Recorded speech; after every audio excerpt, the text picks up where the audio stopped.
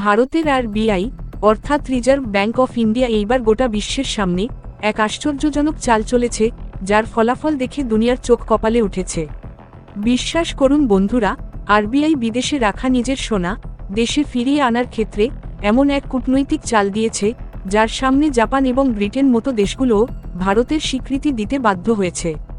কারণ এখন যে খবর সামনে আসছে তা হল, আরবিআই বিদেশে রাখা নিজের 100.32 টন সোনা ভারতে ফিরিয়ে এনেছে।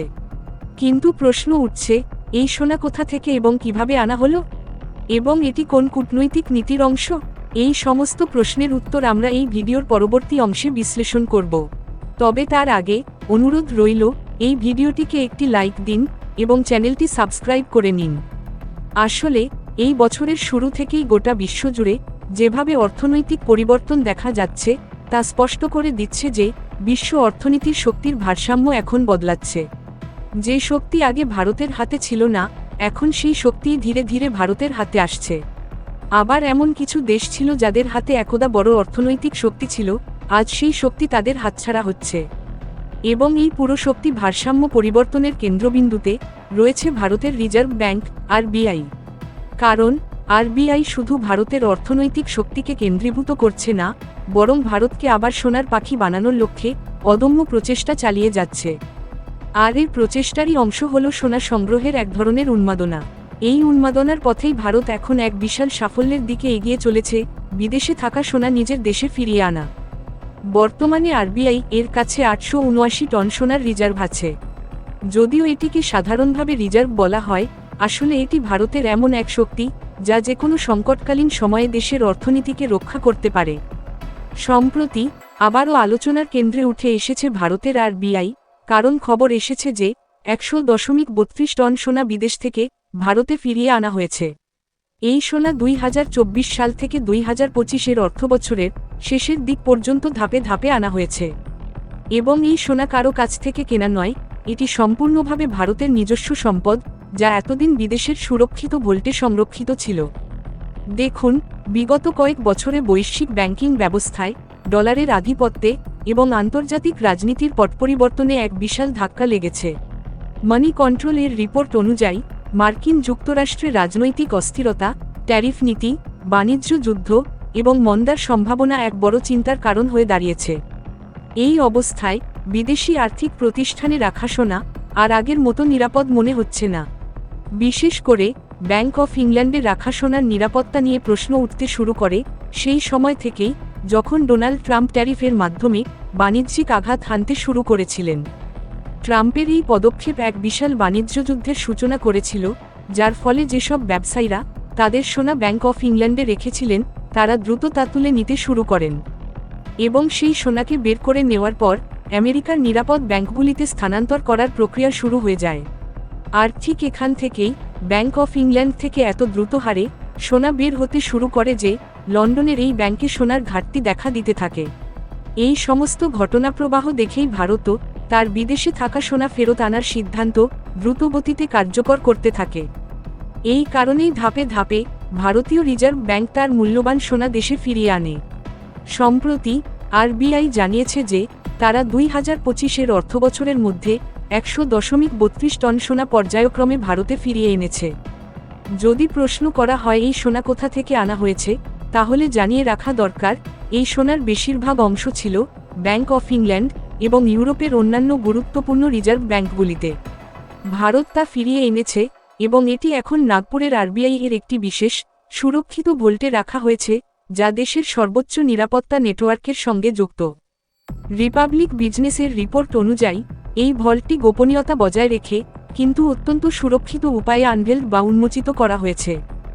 যদিও এই পুরো প্রক্রিয়া অত্যন্ত নিখুঁতভাবে হয়েছে, তবুও কৌশলগত দৃষ্টিকোণ থেকে দেখলে বারবার এই প্রশ্ন সামনে আসে, আমরা আসলে কি হারালাম আর কি পেলাম? কারণ এই সোনা তো আদতে আমাদেরই ছিল, যেটিকে আমরা শুধু আবার নিজেদের মাটিতে ফিরিয়ে এনেছি। আপনার যদি এই বিষয়ে জানা না থাকে তাহলে বলে রাখা ভালো, 1991 সালে ভারতের অর্থনৈতিক সংকটের সময় আমাদের প্রায় 67 টন সোনা আন্তর্জাতিক মুদ্রা তহবিল IMF এবং বিদেশি সংস্থার কাছে বন্ধক রাখতে বাধ্য হয়েছিল। যদিও পরবর্তীকালে ধীরে ধীরে ভারতের অর্থনৈতিক পরিস্থিতির উন্নতি হয়, এবং ভারত আরও বেশি পরিমাণ সোনার ভাণ্ডার তৈরি করে। তবে সোনা যেহেতু অত্যন্ত মূল্যবান সম্পদ, তাই একে অত্যন্ত সুরক্ষিত স্থানে রাখা প্রয়োজন।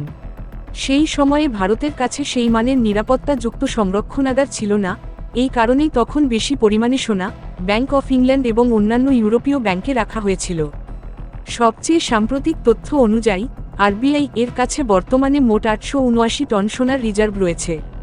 এর মধ্যে আগে পর্যন্ত 513 টন সোনা ভারতে ছিল, তবে এখনও প্রায় 348 টন সোনা বিদেশেই সংরক্ষিত রয়েছে এবং বাকি যে সোনা রয়েছে তা সরাসরি আরবিআই এর তত্ত্বাবধানে অত্যন্ত সুরক্ষিতভাবে রাখা হয়েছে।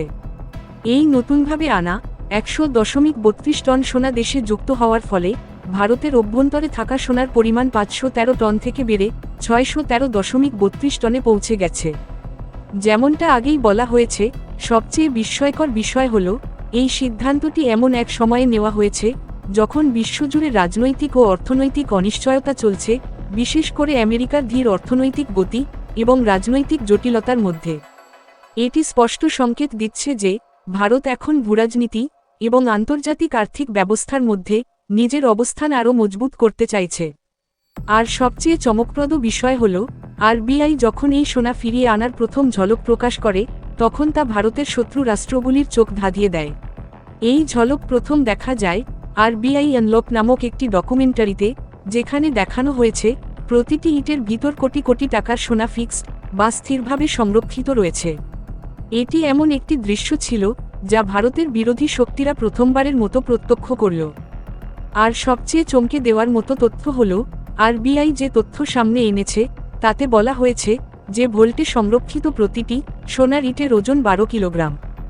বর্তমানে সবচেয়ে ভাবার বিষয় হল, আরবিআই এর পুরো পদক্ষেপগুলো এমন সময়ে নিচ্ছে যখন আমেরিকার অর্থনীতিতে মন্দার আশঙ্কা তৈরি হয়েছে, রাজনৈতিক অস্থিরতা চলছে এবং ট্যারিফ শুল্ক নিয়ে দৌড় প্রতিযোগিতা শুরু হয়েছে।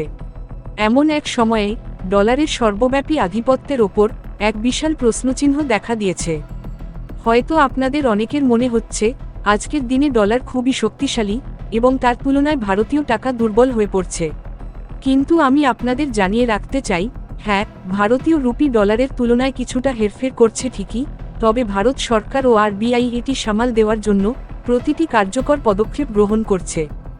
আসলে বাস্তব পরিস্থিতি হল, ডলারের আধিপত্য আজ এমন এক সংকটে এসে দাঁড়িয়েছে যে আমেরিকার শীর্ষ আর্থিক বিশেষজ্ঞরা এখন তাদের বেশিরভাগ সময় ব্যয় করছেন এই চিন্তায় যে কিভাবে ডলারের এই দাপটকে ধরে রাখা যায়। ফিরে আসি গোল্ড রিজার্ভ প্রসঙ্গে। যখন ভারতের আরবিআই একদিকে গোল্ড রিজার্ভ ক্রমাগত বাড়াচ্ছে, অন্যদিকে বিদেশে রাখা সোনাকেও ধাপে ধাপে ফিরিয়ে আনছে, তখন এই প্রশ্ন ওঠে যে বিশ্বদৃশ্যপটে এই মুহূর্তে ভারত কোন স্থানে দাঁড়িয়ে আছে।